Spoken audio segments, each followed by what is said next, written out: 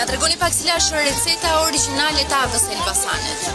Receta origjinale është mishi i qingjit, kosi që është i banë vet, gjalpi freskët, vezët e freskëta, pastaj miell. Si bëhet përgatitja? Mund ta gatuaj çdo kush, a ka një sekret kjo recetë? Po përveç Elbasanit, tjerë mund ta bëjnë, po jo si Elbasani. Nuk mund ta bëjnë si Elbasani. Jo, nuk mund ta bëjnë si Elbasani, sa është tradita Elbasanit.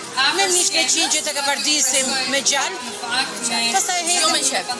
Jo, vetëm me gjalp. Kavardiset sa të marrin pak gjyrë të errët dhe hedhim ujin për ta zgjer pak. Në tepsi hedhim pak oriz dhe përzim 4 kokra vezë, 4 lugë miell dhe 2 kg kos.